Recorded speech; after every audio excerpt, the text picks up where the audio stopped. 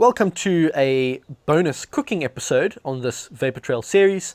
There's going to be no hunting in this one, although we will run through a quick recap of the shot that was taken on this exact animal so you can see where it came from. I think it's important to always know where your food is sourced from.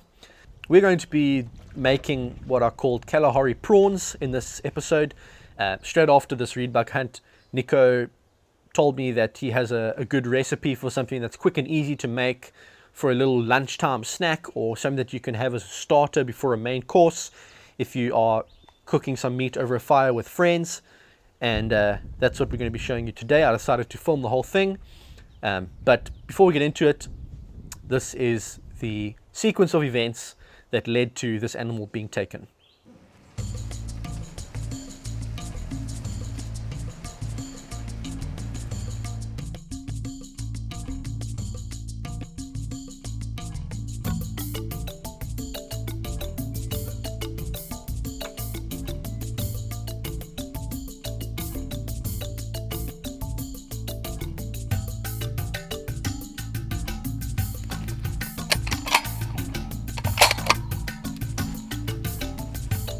Stop at the top there now.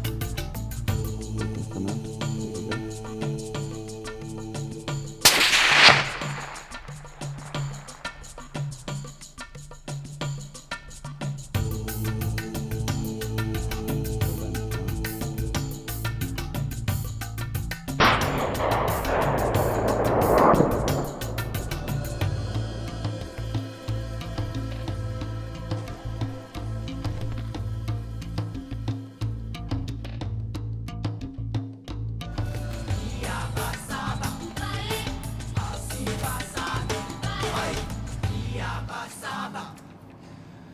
Okay, so this is the backstrap from the Reedbuck that Matt hunted. What we've done is removed it from the animal, removed the sinew right around, and just got the good part of the meat inside. This is probably only about a third of it, but we're only preparing this for Matt and myself.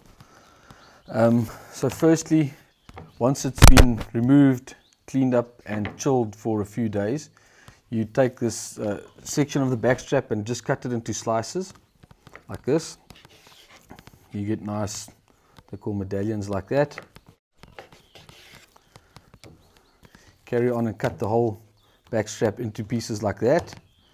Once you've done that, you just take them, flatten them out just to see how big they are, and you take them and cut them into thin fingers, about the size of a traditional chicken strip or something like that.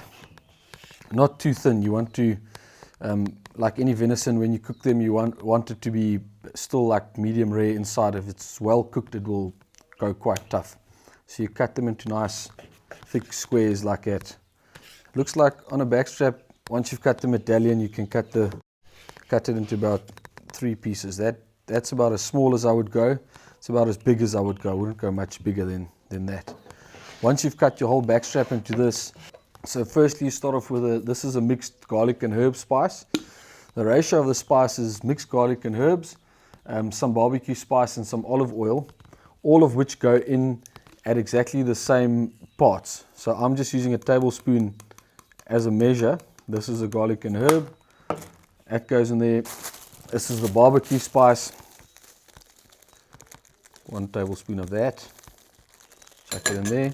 And then lastly, just some olive oil. Tablespoon of this. Chuck that in there. And when you've got all your pots, obviously depending on how much meat you're making, normally for a whole backstrap or big backstrap, you'd probably use 4 spoons of each. Because this is just a part of it, I'm just using a quarter of the normal recipe, and you just mix it like this with a spoon into like a nice paste or rub, and then you just take the pieces of meat you've cut, chuck all of them into a bowl, and you just take your rub, chuck the rub in there, and then just take your hands and just mix all of it together. Just rub it in, take your hands and rub the meat so the spices go in there nicely. You'll see when all the meat's got an even coating, that's good enough. You can see that all that meat is covered in the spices. Take this, chuck it in the fridge for probably 2 to 3 hours ideally, probably even a bit longer, maybe 4 hours, and then on to the next step. Okay, so you take your pieces of meat that we did earlier. They've now been lying in that rub of ours for a few hours, and traditionally you put the stuff you put it in the egg and then in the flour, but because it's got that rub on, we put it in the flour first, and then once it's been in the flour, then in the egg, and then into the hot oil, and just deep fry them for a second. So I'm going to start off, I just chuck all of them into the flour and cover them. Dip it in some egg. Once it's dipped in the egg, just get the excess egg off and into your hot oil, and you get it to start deep frying. And you basically just want them to just a flash fry and get them to be still nice and medium rare on the inside. As soon as you overcook them, they really become tough.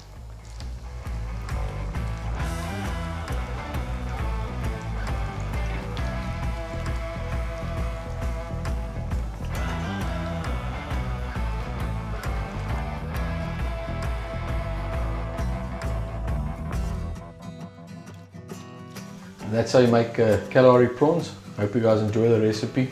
Always a winner for some snacks before supper, or when you've got friends around, rugby or something like that. I hope you enjoyed that. Hopefully we can do a few more cooking episodes like this in the future. I think it's good to be able to enjoy the fruits of your labor when you hunt and be able to actually enjoy the food. Thank you for watching. Please subscribe if you want to see more videos like this, and I'll see you next time.